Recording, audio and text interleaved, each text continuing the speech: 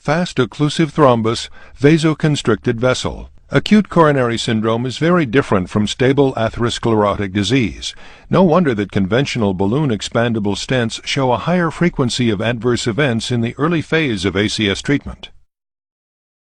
These two IVUS images of a real acute coronary case show from inside the vessel lumen how a stent which appears well deployed on the left-hand side resulted in a gap between the stent and the vessel wall after 13 months, as shown on the right-hand side.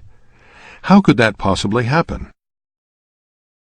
First, as the balloon that delivers a conventional stent is deflated, the stent's natural tendency for recoil could result in initiating such a gap between stent struts and the vessel wall.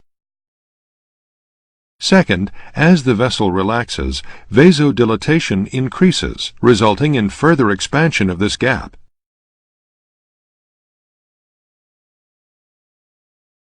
And finally, as thrombus dissolves over time, the gap between the struts and the wall becomes even larger, and hence increases the stent's malapposition. Malapposition is the primary predictor of stent thrombosis. Floating struts disturb blood flow and increase thrombotic risk.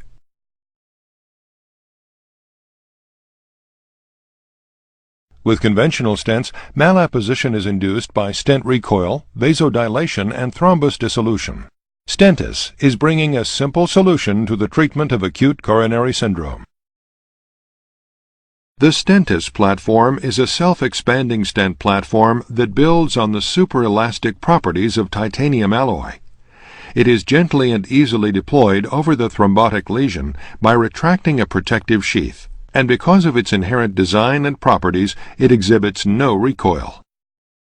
As spasm is relieved, the vessel diameter increases, and the stent follows in expansion and continues its scaffolding of the artery.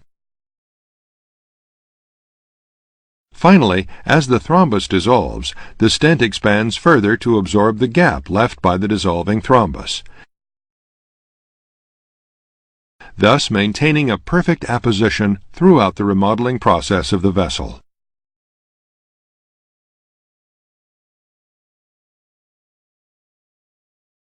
If the Stentis stent is deployed across a significant side branch, and if access or treatment of the side branch is desired, a guide wire and a balloon are advanced through the stent mesh and into the ostium of the side branch, as would be done with a conventional stent.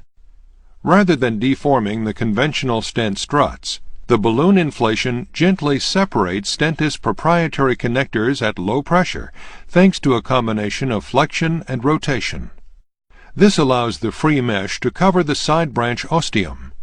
The wide opening provides uncompromised access to the side branch for optional further treatment. The shape memory properties of nitinol make the disconnected ends return to their initial position and safely oppose to the vessel wall.